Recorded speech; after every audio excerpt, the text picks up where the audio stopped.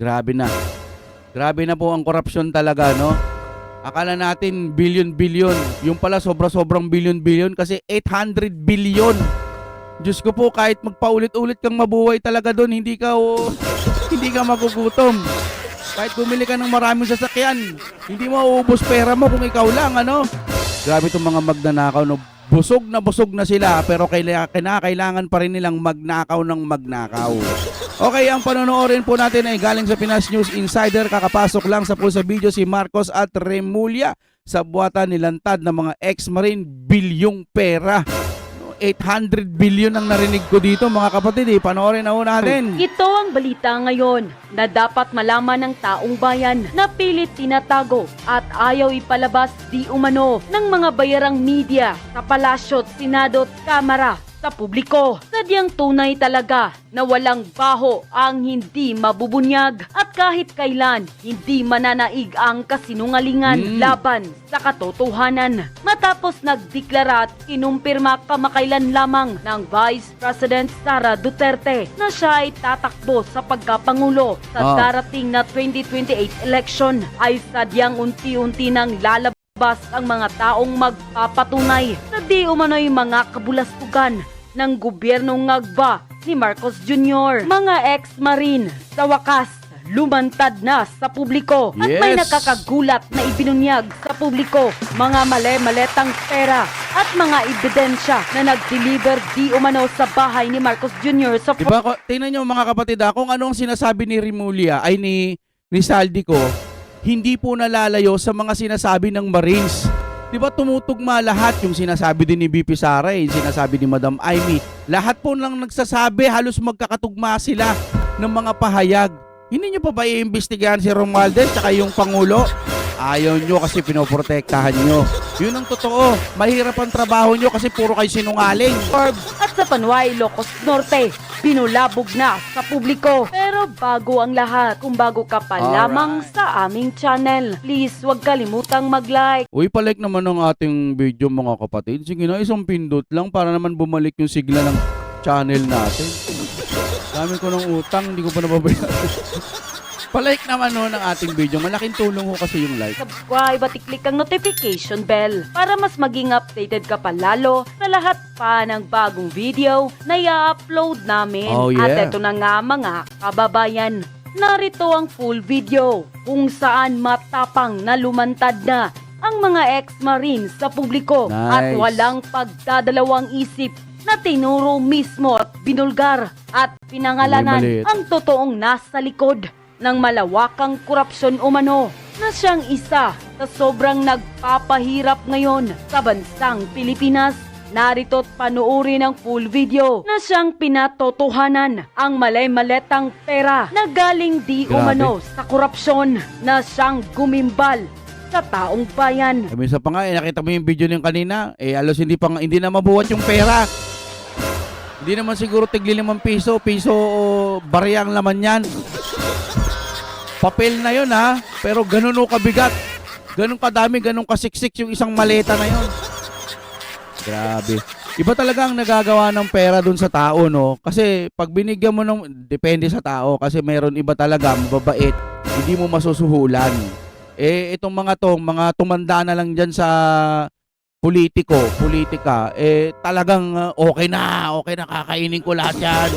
Okay na maging masamang tao, madali na naman humingin ng tawad kay Lord. Gago kayong mga magnanakaw kayo sa gobyerno. Mga hindot. Sana lahat yung mga yan, Lord, kunin nyo na. Pasakit lang yan dito sa Pilipinas Tuloy tayo, no? Ang mga institusyon natin ngayon na ipinatayo para pangalagahan, arugain ang mga Pilipino ay hindi na natin mapagkakatiwalaan. Dire-diretso Makita na naman natin, po ninyo, there is a crisis of integrity in the executive. There is a crisis of integrity in the legislature. And if you have listened recently to the proclamations of Ombudsman Crispin Remulla, he alleges also a crisis in our judiciary. Lahat ng institusyon natin ay mabigat ang problema. Oh.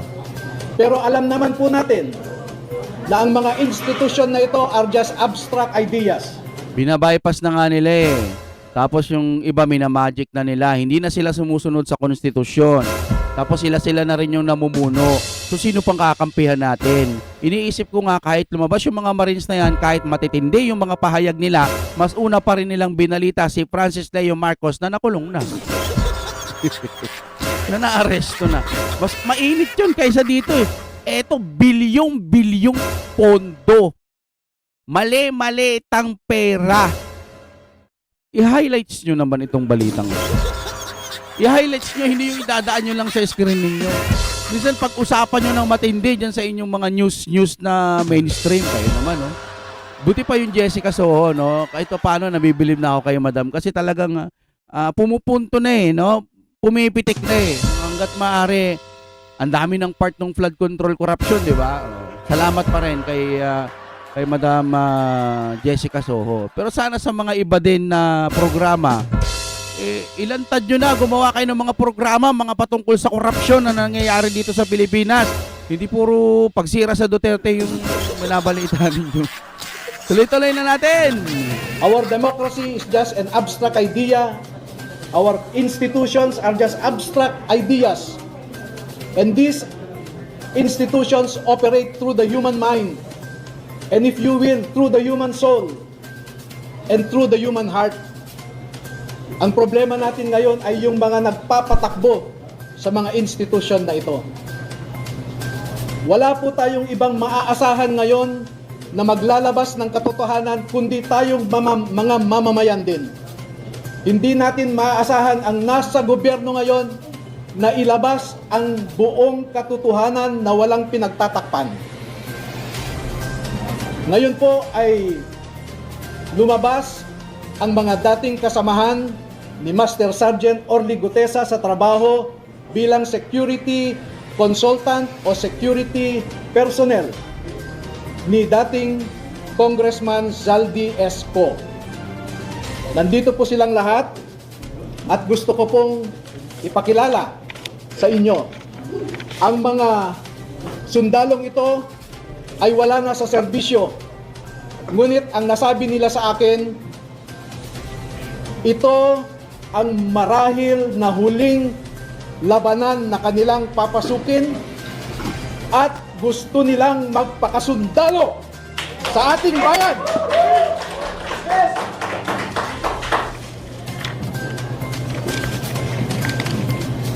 Tinatawag ko po ang isang magiting na Pilipino, si Bernard Tube. Opo. Si Ross, tumatanda na po. Si Rosbert Waupan. Si Benny Bulontate.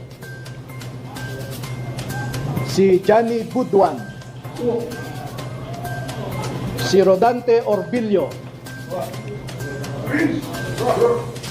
Rainy Boy Julian. Christopher Esquivel. George Villalon Jr. Romel Bobares. Gil Navidad Jr. Anselmo Taberdo. Walter Manalansan. Jolly Cadiao.